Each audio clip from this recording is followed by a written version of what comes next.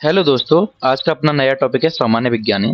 तो सामान्य विज्ञानी के बारे में पढ़ने वाले हैं। तो वैशेषिक दर्शन ने षट पदार्थों में सामान्य का चतुर्थ स्थान बताया है और चरकानुसार षट पदार्थों में प्रथम स्थान है। चरक का क्या सीक्वेंस है? चरक का सीक्वेंस है सामान्य, विशेष, गुण, द्रव्य, कर्म, समवाय। तो जो जो क्या कहते हैं सामान्य वो प्रथम स्थान पे आता है। वैशेषिक दर्शन के अकॉर्डिंग सड़ पदार्थों का जो सीक्वेंस है वो है द्रव्य, गुण, कर्म, सामान्य, विशेष, समवाय, इसलिए चतुर्थ स्थान पर है। अब जनरल पढ़ते हैं कि सामान्य के लक्षण क्या है। तो सामान्य के लक्षण हम पढ़ रहे हैं तर्क संग्रह के अनुसार। तर्क संग्रह क्या कहता है? तो तर्क नित्य है। कैसा है? जो नित्य है, एक है और अनेक वस्तुओं में समाहित रहता है, समाविष्ट रहता है, उसे क्या कहती हैं? सामान्य कहते हैं। ये तर्क संग्रह के अकॉर्डिंग है, ठीक है ना। अब बात करते हैं चरक संहिता के अनुसार सामान्य क्या है। सामान्यम वृद्धि कारणम, सामान्यम एकत्वकरम, तुल्यार्था ही सामान्यम। चरक सूत्र पहले चैप्टर में दिया है। तो ये सामान्य के बारे में, सामान्य और विशेष का सिद्धांत। तो सामान्य, सामान्यम वृद्धि कारणम, सामान्य वृद्धि कारण का अर्थ क्या है? वृद्धि बढ़ाने के कारण को, जो भी बढ़ाने वाला कारण होता है उसे हम क्या कहते हैं? सामान्य कहते हैं। दूसरा सामान्यम एकत्वकरम, सामान्यम एकत्वकरम, इसका अर्थ क्या है? जो एकत्व कर एक जैसा भाव निर्माण करे, एक जैसा, और एकत्व कर बुद्धि को उत्पन्न करता है, एक जैसी बुद्धि को उत्पन्न करता है, उसे क्या कहते हैं? उसे भी सामान्य कहते हैं।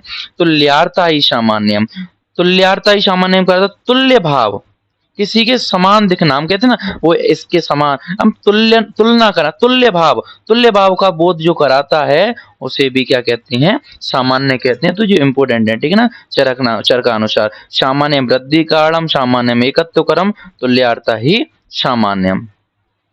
अब हम बात करने वाले हैं सामान्य के भेद के बारे में, सामान्य के भेद के बारे में। तो आचार्य चक्रपाणी के अनुसार सामान्य के भेद पढ़ते हैं।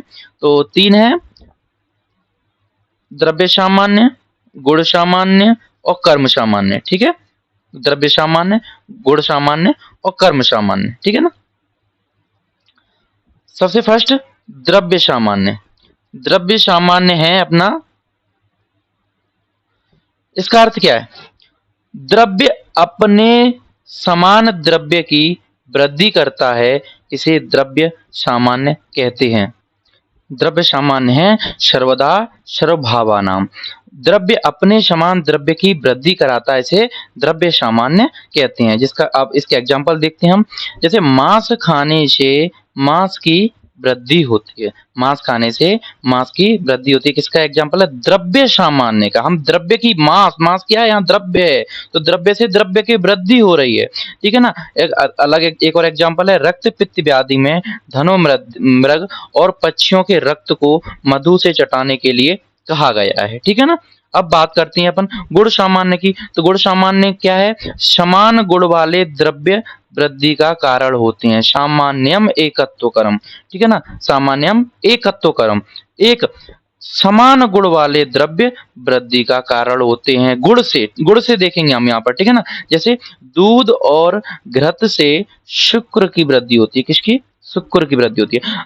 दूध और घृत के जो गुण होते हैं वो शुक्र के साथ मैचिंग खाते हैं, मैचिंग होते हैं, इसीलिए वो शुक्र की वृद्धि करते हैं। तो इसका मतलब क्या है? सामान्यम एकत्व कर्म, एकता की बुद्धि को उत्पन्न करते हैं। अब हम एक और एग्जांपल देखने वाले हैं इसमें। जैसे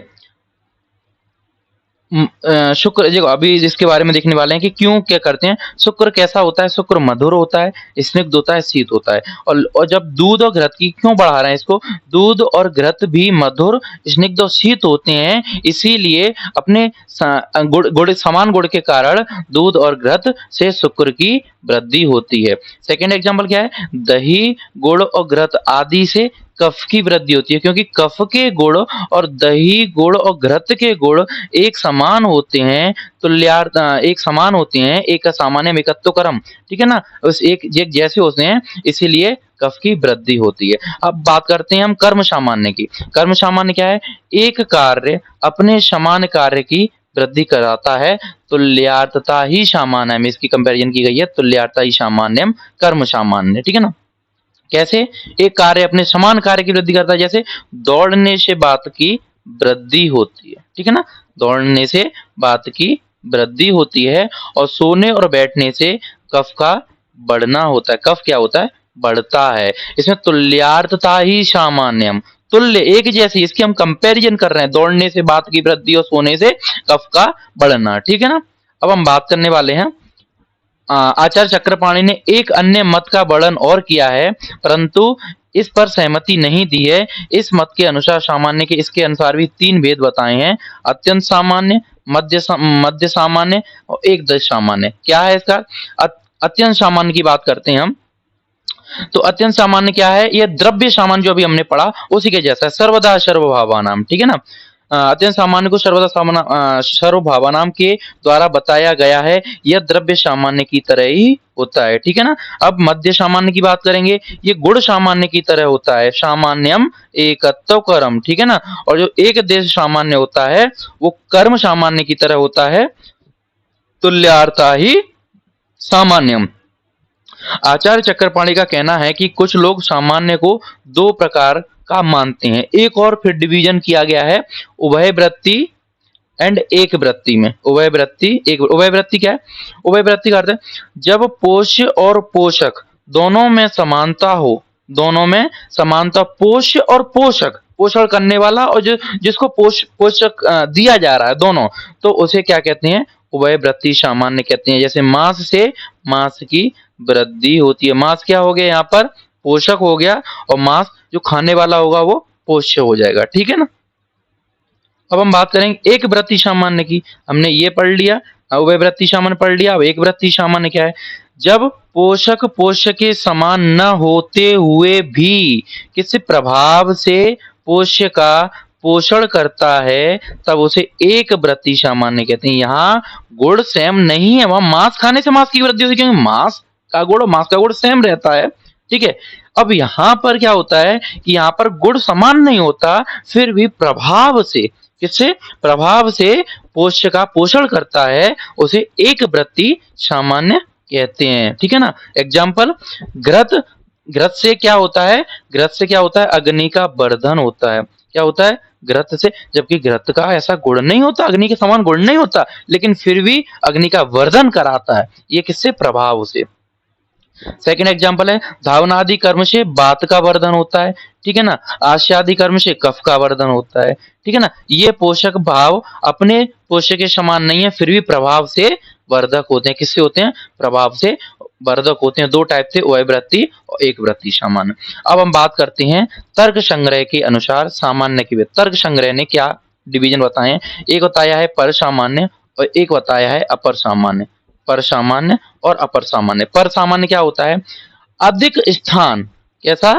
अधिक स्थान पर रहने वाले सामान्य को क्या कहते हैं?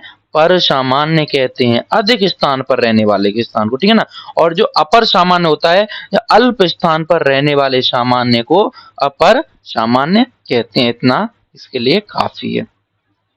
अब जो मेन टॉपिक है यहाँ पर, द्रव्य गुण कर्म के परिप्रेक्ष्य में सामान्य का क्या महत्व है? सामान्य का क्या महत्व है?